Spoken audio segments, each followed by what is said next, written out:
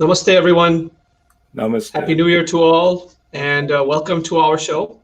My name is Nikunj Trivedi. I am currently serving as the chairman of the president of the Coalition of Hindus of North America, or CONA. We are a grassroots level Hindu organization working towards a better understanding of Hindu Dharma in North America. Today, we have a very special segment. We're going to be talking a lot about, since today is Martin Luther King Jr. weekend and day, it's a pertinent day for Hindus to understand the legacy of Dr. King and how that is connected to the legacy of Mahatma Gandhi. So today we have two very esteemed guests. First, we'll start with Balabhadra Das ji. He Hi. is the president of the Vedic Friends Association. Welcome, Balabhadra Das ji. How are you? Thank you. Very nice. Thank you, Nikunj. Appreciate it. Yes. And we also have Sri Gokul Kunna ji. Gokul ji is one of the co-founders of Hindu Students Council. He's also a human rights activist and a social architect. I've had the pleasure of working with Vedic Friends Association many years in 2003 and 2005 when we held the Global Dharma Conference, where we had various members from the Vedic Friends Association join us. So wonderful to see that connection rejuvenated and back on action. Thank you. And with Gokul Bhai, naturally, we've been working on many different things for a long time. So today is going to be an exciting session. So let's get started. Balabhadra ji, first, I want to start with you. Maybe you can highlight for us sort of your background and your journey with where you are today. You know, growing up in America during the civil rights era must be a very unique experience for you, and sort of like share that experience with us today. No, absolutely. And I thank everyone, especially yourself, for organizing this on this very important day. I was thinking that when Martin Luther King was assassinated, I was a teenager living here in Atlanta, and I'm from an area called East Point. I think Gokul knows that area quite well. Yeah. But when I grew up because I was born in 1951, so I grew up in the 50s and in the 60s. And in the 60s, I started maturing in my thought about the world. So much so that when I was 12 years old, I actually stopped going to church. I was a Southern Baptist, but I stopped going to church because I could not find answers to the questions that I had. I had questions like, where did God come from? Why are we in this world? Nobody could really answer those questions. So I was somewhat confused. So I migrated toward the hip culture, the music culture, the drug culture, the sense gratification culture. That was me in the 60s. So when King was assassinated, I remember there was a push by the Black Panthers. You may have heard of the Black Panthers. Of course. They came to my hometown and they were trying to stir up action, to go in the streets and riot and burn down this and destroy that. It was a very heavy energy. But our town was somewhat different because we were kind of like a bubble in our community in that part of East Point. We had our own businesses, we had our school was there, everything was in that community. So we never really had to deal with the white community that much. In fact, when we stepped out of our community and we would go down to Main Street in East Point, the Ku Klux Klan used to march right down my Main Street. It was a very frightening sight. But somehow between the blacks and the whites during that time, there was not much friction. So what I did, I crossed over into the white community. I made a lot of friends, musician friends, and so on and so forth. So I got involved in, quote unquote, the hippie culture. And then I started hearing about Indian culture, not much, but a little. So I was attracted to that. So in 1970, I got involved in Transcendental Meditation with Maharishi Mahesh Yogi. And I was truly focused on that. I said, this is the answer. Until I personally met him at Grady High School in 1971. And I was hearing the philosophy and it didn't really touch my soul the way I wanted it to until I met Prabhupada, the founder of Hare Krishna, and read Bhagavad Gita. Then everything opened up. Then I could understand purpose of life, how to be happy in life, how to interact with people in life. And that gave me a platform to further develop as a Hare Krishna devotee. And of course, now working with Vedic friends and reaching out to other cultures, reaching out to other races, trying to heal those wounds. And as we're going to talk about later on, those wounds are very, very deep. And I'm looking forward to that part of our discussion because I do have some thoughts on that. So I just want to share a little bit. No, absolutely. And wonderful. Thank you very much for sharing that. And Gokulji, you have been a resident of Atlanta for many years also. Maybe not going back to where Balabhadra Das ji was, but perhaps as you immigrated to the U.S., what were your experiences with kind of like the construct of the communities and around Atlanta? Thanks for having us for this event. The the memories that I have goes actually back to 1972 when I first came here. I was not in Atlanta, actually. I was in Washington. So we used to be in a neighborhood called Chevy Chase. And I can tell you there were no African American students in my class. So they were all white. I did see one time there was a Woolworth store in near Chevy Chase, and next to it there used to be a barber shop. It said whites only. So I have seen that, but I did not see many of the activities that took place, as part of the civil rights movement. But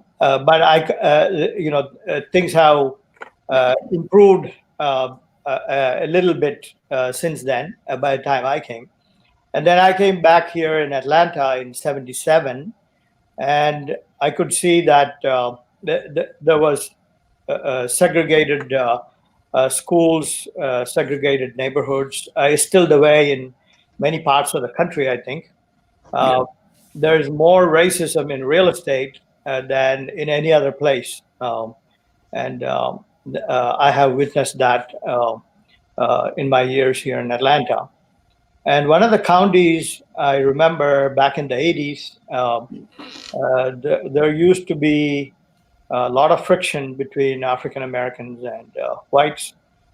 And a few churches were burned in Forsyth County. And I remember some 20,000 people, mostly African American, marching in Forsyth County for the first time. It was a huge show of strength. And today, that county is completely different. You see Indian Americans more than anybody else in Forsyth County. So things have changed a lot in America, but many things have remained the same at the same time. And I think that's what you like to discuss today. How do we look at Gandhiji and Dr. King in the context of our times and try to see its utility in today's world, their message, Absolutely. their work. Yeah. So, and that's one of the things we're going to be talking about today. But before we go there, what I wanted to do is maybe Balabhadra Das ji, perhaps you can share your thoughts and comments about the violence that has been going on in 2020. We saw in the summer of 2020 with everything going on, and then recently on Capitol Hill, we saw a bunch of things that shook the foundation of our democracy. So perhaps if you can share some of your comments on that, and I'll come to Gokulji after that. Yeah, I mean, reflecting on that, because it goes back further than what happened on January the 6th and what happened with Black Lives Matter in the summer, it goes back at least to the 60s when the riots happened in California and Watts. And then after King was assassinated, there were riots everywhere, same thing, breaking windows and looting and all that. And then especially with the Rodney King case in California, Los Angeles, that was a terrible time to see this man beaten by the police the way he was beaten unnecessarily. I mean, just by seeing the film, you can see it, totally unnecessary, the amount of force that was used. So the problem has been this excessive use of force by, quote unquote, the police department. That's one of the problems. That's not the only one. That's one of the problems. And then the disproportionate, effect of that in Black communities or communities of color. So that can be debated, and it has been debated by scholars much better than me. But the underlying problem there is the misidentification with the material body. Like in the Bhagavad Gita, which is my my heart and soul, Krishna begins the Bhagavad Gita by saying, we're not the body. We're not the body, we're spirit soul. So the problem that people are having with this violence, and I'm not going to stray too far from the topic, because you can look in the eyes of the people who were involved last week or on January 6th. You can see the hatred. You can see the, just the violent mood. But that person who is so angry could very well become an American Hindu, like I've become an American Krishna. And I was an angry young man. What is the difference? What causes that anger? Of course, Krishna explains everything in the Gita. So he says from lust comes from contemplating the material objects, a person develops lust, and from lust, anger. So the cause of this anger is lusty attachment to material things, which in our culture, the Hindu Vedic culture, that's something we more or less downplay. It's there. We have beautiful things in India, but the attachment part is a little less. So I think the message that we can bring to the West, which I meditate on all the time, is learning to identify with who you are spiritually. We're not Black, we're not white, we're not Indian, we're not American. We are spirit souls. So that is where the problem begins. Like if you say 1 + 1 is 5, that's totally wrong. Okay. So if you say I am this body, it's totally wrong. Everything you do after that will be a disaster. So one last thought, which is when we say namaste, we fold our hands, we say namaste. People don't know what the heck we're talking about. They have no idea. But when we tell them, that means the spirit in me respects the spirit in you. That changes the dynamic. So I'm saying that the violence that happened last week, I mean on the 6th of January, was so intense. And I don't know if you've seen the most recent footage that we're showing the last couple of days. It's unbelievable, that anger. But that anger can be transformed through change of consciousness. And that's what we can bring to the table as Hindu, Vaishnava Hindus. Yes. Excellent. And we, when this violence happened, Kona actually condemned the violence, because that is not the approach that we want to take. As Hindus, we believe in ahimsa and the values around the fact that we are all one family and we are not this body, right? When we say namaste, as you said, we are respecting the divinity that's in all of us through the namaste. So that's the Hindu approach to this. So we have obviously condemned this thing, and we have asked for the whole community or whole of America to come together out of this divisiveness, to understand that ultimately we are not this body. We are much more divine than what we see, you and me, and this color and skin and all this stuff.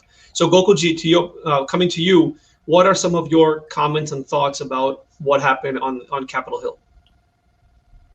Well, 2020 has been a pretty violent year in all of America.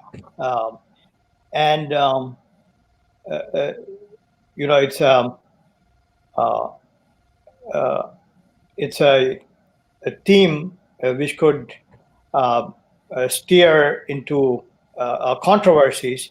So I do not want to be partisan in trying to assess what happened. I would like to be more like a Democrat, someone who believes in democracy. And as a Hindu, how do we look at these developments? So there is a lot of pent-up anger, as Balabhadraji could certainly vouch for. That anger still remains, especially within the African American community as a whole. And there is a small fraction of the white population that is also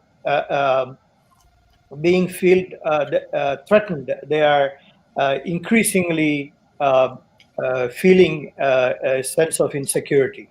And that insecurity is prompting them to be violent. So the way I look at it, whether you are, an extremist from the left or the right or the middle or anywhere, extremism is not something that would solve any problem. At the end of the day, people would have to come down and reflect on all aspects of an issue and try to have a balanced understanding, and then make sure that not only you, but everybody else will have a stake in the solution also. So democracy in that sense to me offers that platform for people to redress any kind of grievances that they may have, whether it's in US or in India or anywhere in the world. More and more people are going back to embracing this democratic culture. And one of the foundations of a democratic culture is that we all agree as citizens of any country that we will address all our challenges, all the issues in a very civil, non-violent, democratic way. So any kind of violence that happened in US, it is not justifiable at all. Now, what the violence in Washington D.C., I look at it a little differently than the violence that took place in other cities. Of course, both are condemnable. No one should condone it. But there is a difference in the two violence. And I agree with Balabhadraji in the sense that, the violence that took place in Washington, the target was buildings that housed the institutions of democracy. So these are the sacred spaces of democracy. A building that housed the legislature or the executive branch or the judiciary or any branch of a democratic government, they're all sacred space if you are a Hindu and if you are a Democrat. So there is no question of targeting such buildings because they are sacred. And as Balabhadraji rightly said, our view is that Hindu view is that the whole world is sacred. So even democracy and secularism and everything else is also sacred. So in that sense, there is nothing that is not sacred. Now, within that framework, how do we deal with, quote, what we call evil or injustice or discrimination or social evils? So that's where I think the contribution of Dr. King and Mahatma Gandhiji, is so useful, so beneficial to humanity at this time, because we do need to look at approaches that do not further aggravate a problem. We do need to look at solutions or approaches to solutions that would, permanently find a satisfiable remedy. Absolutely. And, we cannot deny injustices. They exist. And actually, non-violence is a better approach to confront these non-violent injustices. Because most of the injustices today, they're not like that of Hitler or Stalin or Bin Laden. Yes, there are physical attacks on people and on sacred places, etc. But most of the injustices that people are just fed up with today, they're not violent. They are non-violent. They are in education. They are in real estate. They are in, all the places where you don't see violence. But people can feel the consequence of those kind of mistreatment, those kind of bigotry, injustice. So I think in that sense, like Balabhadraji said rightly, the non-violent approach gives more power to those who are seeking justice. And both Dr. King and Mahatma Gandhiji proved that. Although in the case of India, my personal belief is that Gandhiji's campaign was not solely responsible for India getting freedom. There were a lot of things happening in Europe that were also a factor. but nevertheless, he did mobilize Indian public opinion. He brought people together, and uh, he um, he did advocate the importance of seeking justice in a non-violent way. And him being a Democrat, just like Dr. King, that was a very prudent, a very appropriate approach, in my opinion. Yeah. So to clarify, when you say Democrat, it's not really the political party; it's the process or the Yes, ideology that you're referring to. exactly. So, Yeah. So I just want to clarify that. Thank you for reminding me to clarify. Democracy, according to Will Durant, the historian, was born in India. Yeah. And Hindus, therefore, have a natural affinity, natural desire to associate with that democratic culture. And India and United States being democratic countries, anyone who believes in that type of system in order to govern a state, he or she would be a Democrat. Right. Okay. Perfect. So thank you for clarifying that. Yeah. And we'll come back to that point in a little bit later. So Balabhadra Dasji, I want to ask you, we were talking earlier about your thoughts about kind of the legacy of Dr. King. So how did he get inspired by the idea of ahimsa? What were some of the thoughts that went on, like his journey? Maybe you want to shed some light on that. Yeah, and I mentioned to you when we spoke that I didn't get to meet Dr. King, but I met his wife, Coretta Scott King. And that was a very interesting experience, which ties into what you're asking, is that I met her at the Atlanta airport when I was distributing Bhagavad Gita and other books by Prabhupada, but specifically the biography of Prabhupada, which is called Leelam Rita.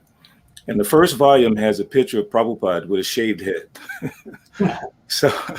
So I'm giving her, I saw her walking in Concourse D at that time, and I knew who she was. So I said, Miss King, please, I'd like to give you a gift. So I gave her that Leelam Rita with the shaved head Prabhupada on the cover. So then I explained to her who Prabhupada was, and she took the book and she held it to her heart like this. I'm not exaggerating. She was so inspired by Prabhupada.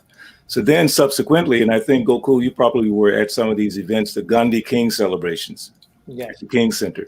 So I would go there every year and I gave her Bhagavad Gita, I gave her Srimad Bhagavatam and several books. And I called her my mother. I said, you're the mother. We need you to lead us. But one night when she gave the keynote speech, these are her words. She said, my husband, Martin Luther King, was a disciple of Gandhi. See, a lot of people think, oh, he studied Gandhi, he was influenced. He was a disciple of Gandhi. That's what she said. I didn't make that up. So that means he was searching for the way to carry forward the civil rights movement.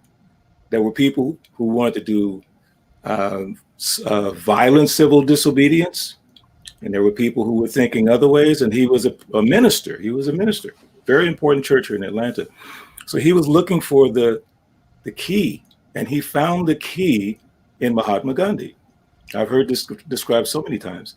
So when he heard about what Gandhi had done in India, the civil disobedience, the nonviolent civil disobedience, then he said, now I know how to do it. But he did not, King did not have full support from everyone. In fact, he had difficulties with Malcolm X, Stokely Carmichael, all these different radicals who wanted to do something more aggressive. But King was focused on that nonviolent aspect because he realized that there's a story in the Krishna Lila where the weapon of Vishnu and the weapon of Shiva are fighting. One weapon is the weapon of heat. The other weapon is the weapon of cold. So it says when heat meets cold, the heat is neutralized. So when that nonviolence meets violence, you can neutralize it. Now, that's not to say go, stick your head inside of a lion's mouth and get your head bit off. There's a certain way in which you can do that through humility. So King learned those things as a disciple of Gandhi, just like in the Bhagavad Gita, when Arjuna tells Krishna, Shishastiham Sarimam Tvam Prapanam. Now I'm your Sisha. Now I'm your disciple. Please instruct me. And then Krishna tells him, get up from this chariot, stop crying, go fight. And remember me. Do your duty, do your dharma, and remember me. So when King understood Gandhi's principles, how to do it. He taught it to everyone else. And he had a lot of resistance, as I said before, but he was convinced. And in that last speech he gave before he was assassinated, every time I see it, I cry. Every time. I saw it last night. And he's speaking at this church. And he said, I've been to the mountaintop and I've seen the other side. I may not get there with you, but we as a people will get there. And that was his move, which he got from Gandhi. So I think African Americans have to be, if you want to know what the Hindu community needs to do, you need to educate the African American youth about the importance of that connection between King and Gandhi. In fact, in some cases, you have to educate them about King, because a lot of people don't know much about him now. It's not like he's so well understood in the younger people, but that connection. And then if we see how that works, how Gandhi affected King, how the Hindu community can impact the African American communities or communities of color. I have done that work. We can talk about it in a few minutes, but that is possible through example. And I'll give you one last quote from the Gita. Yat yat acharati shrestha. Acharya means teacher. So Krishna tells Arjuna, whatever a great man does, common men follow. Whatever standards he sets, the whole world pursues. If we, as Hindu Vedic followers, Vaishnavas, we have to set really wonderful examples. But if you don't come to the people, how do you set the example? So we have to learn how to work with these communities. Yeah. No, and please continue, because I want to capture that examples that you're talking about. How has it worked for you? What have you done to address that? In that same place, East Point, my hometown, I co-founded a group with a young man from that area. It was called the East Washington Association of Positive Males. We specifically targeted young people. So really short story that I went to a meeting with United Way. They did a community assessment. They do that throughout the country. They did a community assessment.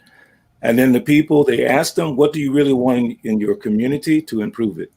And without, everyone said, work with the young people. So we founded a group to work with the young people. And what happened in that group, because those kids, they were in gangs and they were into this whole violence and guns and all that nonsense. But because we built these relationships with them, and everyone knew that I'm Hare Krishna. In my hometown, they all know Benny became a Hare Krishna. So when I came back to that community, they welcomed me as a Hare Krishna to work with these kids. Okay. So we taught them. I didn't teach them directly Bhagavad Gita. I showed them Bhagavad Gita through me, how I dealt with them, how I worked with them. I never used profanities, although when I was a young kid, I was a rapper. I mean, I could really use profanity. But since I've been in this culture, I've never used it again since 1973, not a single word of it. So they, around me, they would never curse. Around me, they would never do anything because they knew that's Mr. Tillman. He's into that peace thing, that yoga thing. So by example, they began to transform. And I have photographs to show you these little gang members giving prasadam to older people in their community. I mean, it's like unbelievable. But it was all because we respected them and we guided them. And more importantly, we set the example for them. So that's why I have so much hope for transformation in society, but it has to be a transformation of consciousness. Fantastic. Beautiful, beautiful. Wonderfully put. It's really amazing and remarkable what things can happen when you use humility, when you use mutual respect, and when you try to transform people by leading with example. Just like how Krishna did, right? He said, yes. Like you had said, whatever great men do, others follow. And when he said great men, it doesn't have to be the president of the United States or the UN head or somebody. It's greatness within us. And whatever greatness within us we do and we follow, other people will follow. So wonderful example. Thank you. But just on that point, yeah, please. Just on that point, I want to appreciate Gokul, because maybe you don't know this, but we've known each other, I don't know how many decades. Or he's been a wonderful example in the Atlanta community. In spite of all the ups and downs of our Hindu community, he's always been there like a rock. So he is an inspiration to me. I really appreciate it. Thank you. You are a teacher to me. So. Yes, we all can definitely learn from each other. And I'm very, obviously both of you are so much more, have so much wisdom and experience that it's great to have you here. Now, Gokul Bhai, I want to talk to you about Now, let's talk about, you had mentioned something about Gandhi and King, right? The similarities and differences. So let's talk about their approach, how they approached these situations. What are the similar things that they did, and what are the different things that they did? Well, both came from different backgrounds.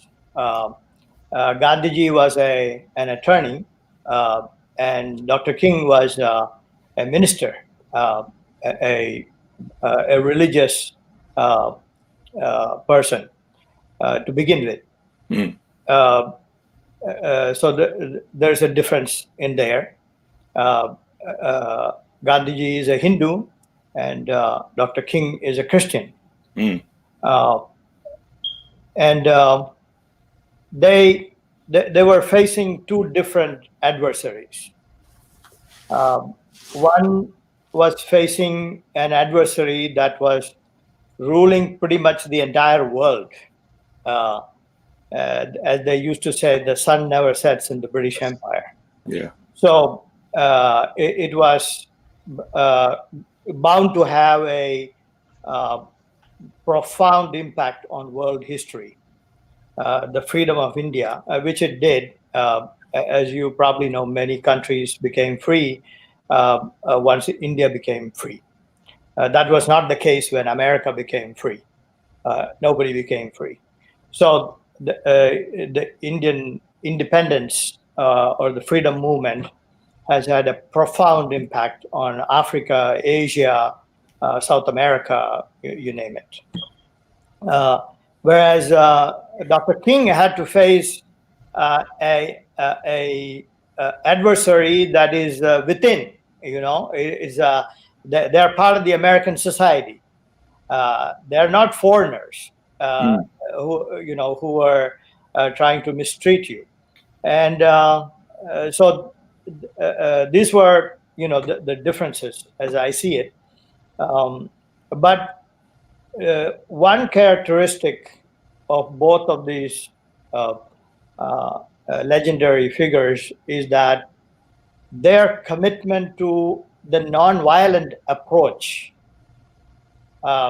was sincere, and it had a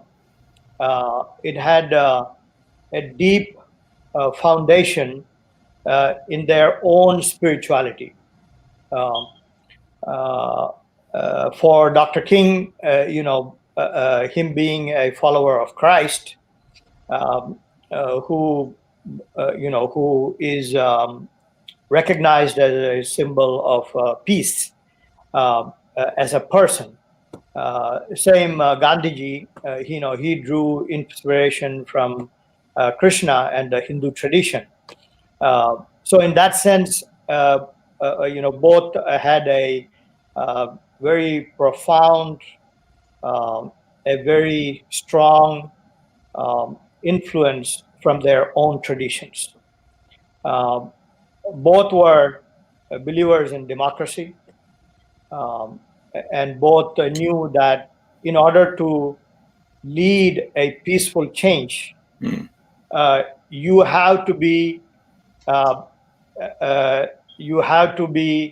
changing yourself. So Dr. King as well as Mahatma Gandhi changed themselves. Yeah. Just like Balabhadra Dasji was sharing his experience, unless you change yourself, you are not going to change the world. So in those different ways, they were both similar and different. Interesting. But I think it's also important to know that this relationship between America and India in this context, one of the inspiration for Gandhiji was the intellectual movement in America that was promoted by Emerson and others. So it had a huge impact on Gandhiji. And you look at the civil rights movement as a whole, which continued even after, and is actually continuing even now, after Dr. King's death. That has been a movement that was inspired by India and its traditions, and especially Gandhiji. So it connects both of our people in a very unique way. And I think going forward, we have a lot to contribute to America in that sense. Yeah, and I think that dialogue needs to continue on because we don't have that enough dialogue between the Hindu community and the African American community, but also as Americans and Indian Americans, or bringing the country's philosophy and ethos together to see how we can work out a common way of approaching these social problems or social evils, however you want to call it. Now, my question too is, we talk about nonviolence, right? Mm-hmm. Is nonviolence the right approach? And we touched upon this because in a democracy, but some people question, like, are these methods useful? Because if we don't show anger, if we don't show frustration by breaking a few windows or by breaking things, by really forcing ourselves onto something, it's not going to work, because they'll say, well, we have tried the nonviolent approach, or we've tried this, like peaceful approach, but nothing had happened. So what is, Balabhadra Das ji, what do you say to that? Well, that's a lot. I was once asked to speak at what's it called? I forget the name of the university now. Kennesaw State College, and it was a peace symposium.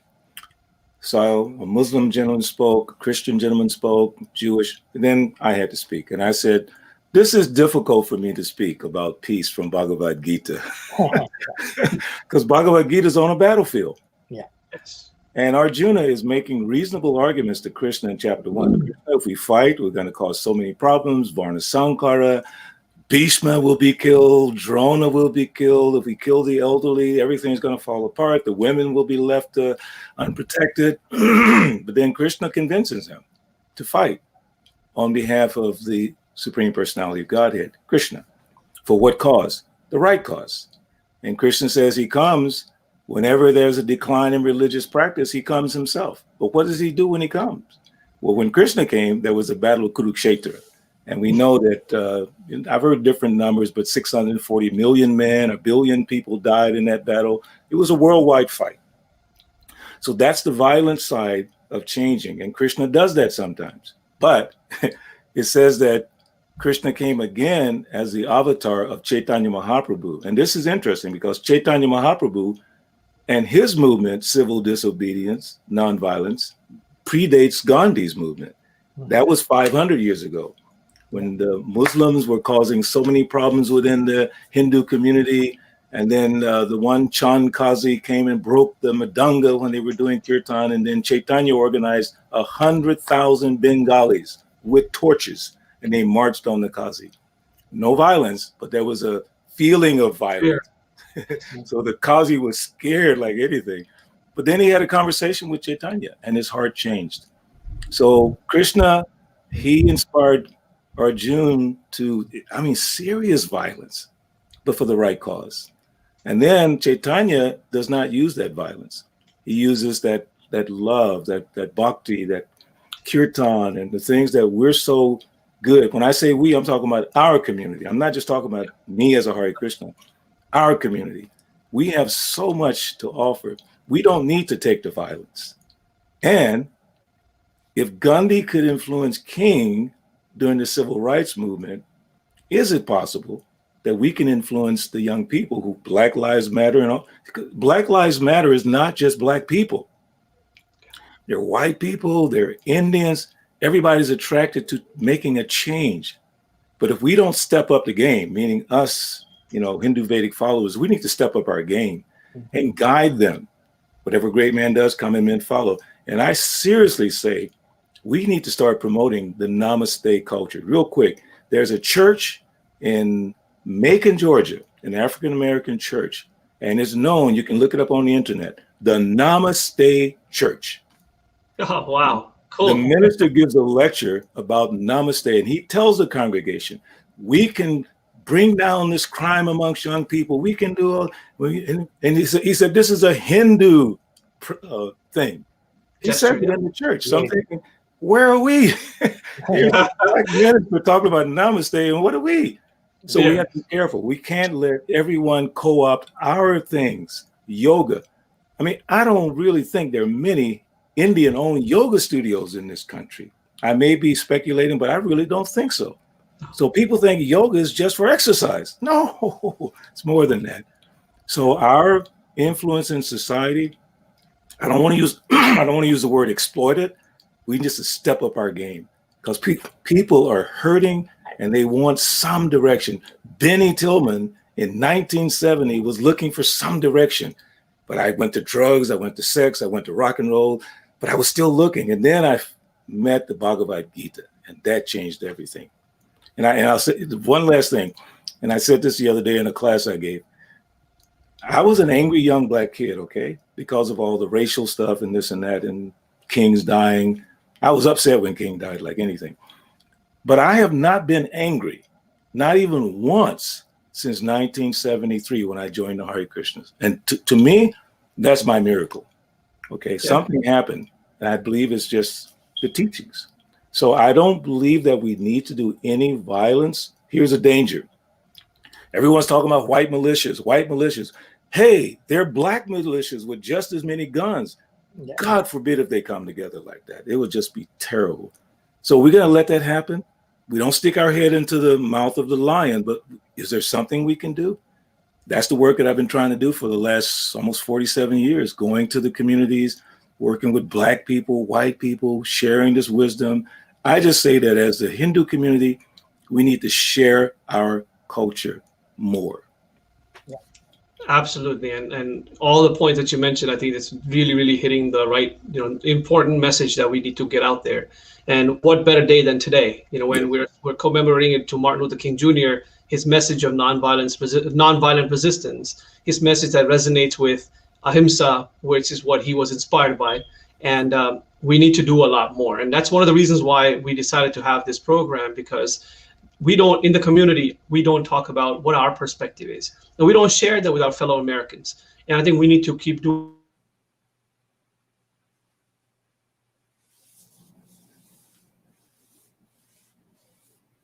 I think you froze up, Nikunj. Your video froze. He'll be back. Okay. Now we can't hear you. Yeah, okay. Sorry. But all sharing that the message that you had mentioned, Balabhadra Dasji and Gokulji, both of you resonates very well with the message that we want to get out to the community.